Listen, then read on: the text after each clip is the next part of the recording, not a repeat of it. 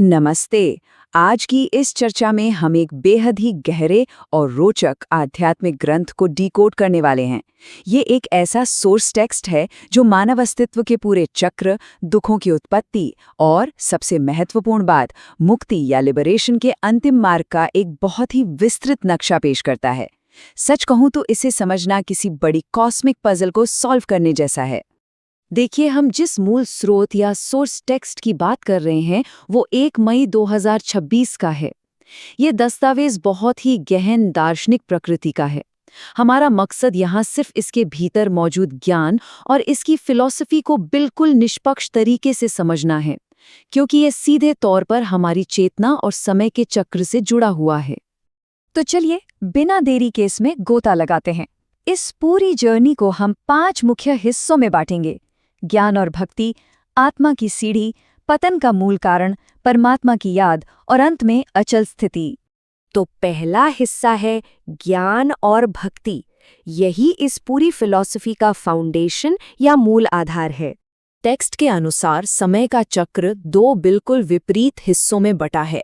एक तरफ है ज्ञान का डांस, जो आत्मा को एक ऊंचे स्तर पर रखता है। यह पूर्ण शुद्धता और चढ़ती कला यानी अपवर्ड फेज का प्रतीक है। और दूसरी तरफ है भक्ति का डांस, जो आध्यात्मिक पतन यानी उतरती कला की शुरुआत का प्रतीक है।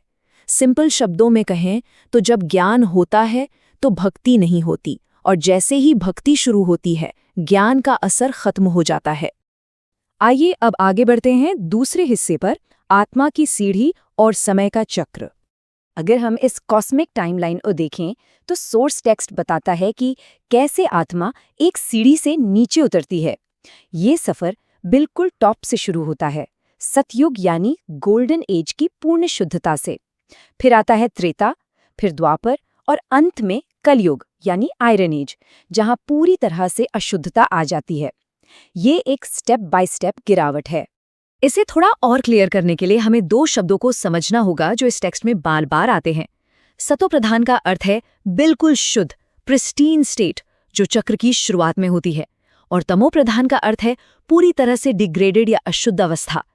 ये साफ दिखाता है कि समय के साथ चक्र में मौजूद हर चीज, यहाँ तक कि मानव आत्माएं भी कैसे अपनी चमक खो देती हैं। यहाँ टेक्स्ट एक बहुत ही कमाल का मेटाफर इस्तेमाल करता है। इसमें आत्मा की तुलना एक चमकते हुए सितारे या प्रकाश के बिंदु से की गई है, और जैसे जैसे ये सितारा इस वक्त की सीढ़ी से नीचे उतरता है, इसमें खाद यानी जंग लगने लगती है। ये जंग उन अशुद्धियों और विकारों का प्रतीक है जो आत्मा समय के साथ साथ खुद में जमा करती जाती है। तो अब एक बड़ा लॉजिकल सवाल सामने आता है, आखिर पतन का मूल कारण क्या है? आत्माएं गिरती क्यों हैं? मातेश्वरी जी का एक कथन इस बात को बिल्कुल क्लियर कर देता है। इसमें साफ लिखा है कि ये सोचना बिल्कुल गलत है कि ईश्वर दुख देता है।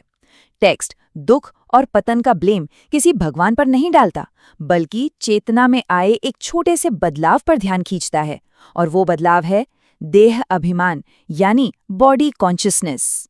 तो यहाँ सबसे क्रूशियल पॉइंट ये है कि जब तक आत्म अभिमान या सोल कॉन्शियसनेस रहता है, जहाँ स्वयं को एक शाश्वत अशरीरी आत्मा माना जाता है, तब तक सब कुछ शुद्ध रहता है। लेकिन जैसे ही देह अभिमान आता है, यानी अपनी फिजिकल आइडेंटिटी से अटैचमेंट होने लगता है, तो वो आत्मा को 5 विकारों की ओर ले जाता है, और अंततः यही हर प्रकार के दुख का सबसे बड़ा कारण बनता है। आत्मा के पतन की इस प्रॉब्लम को समझने के बाद अब हम इसके सॉल्यूशन की ओर बढ़ते हैं, परमात्मा की याद और उन्नति का मार्ग। वापस ऊपर उठने के लिए टेक्स्ट में एक बहुत ही पावरफुल उपमा दी गई है। इस भौतिक शरीर को महज पुराना कपड़ा बताया गया है। इसका मतलब है, अगर आत्मा को ऊपर उठना है तो उसे पूरी तरह से डिटैच होना पड़ेगा। इस वर्तमान शरीर को बस एक घिसे पिटे कपड़े की तरह देखना होगा, जिसे एक दिन छोड़ना ही है। तो लिबरेशन पाने का सही तरीका क्या बताया गया है यहाँ? स्टेप 1, शरीर से जुड़े हर तरह के मोह को छोड़ना, खुद को एक अशरीरी आत्मा मानना, और उसके बाद बिना किसी मिलावट के परमात्मा, जिसे टेक्स्ट में शिव बाबा कहा गया है, की याद का अभ्यास करना। इसी निरंतर याद से आत्मा पर लगी वह खाद या जंग साफ होती है, और वो वापस अपनी सतोप्रधान अवस्था में लौट आती है। और अब आते हैं अपने आखिरी हिस्से पर, अचल स्थिति, जो इस आध्यात्मिक मार्ग का अल्टीमेट गोल है। इस आध्यात्मिक अभ्यास का जो फाइनल रिजल्ट है उसे टेक्स्ट अतीन्द्रिय सुख या सुपर सेंसुअस जॉय कहता है।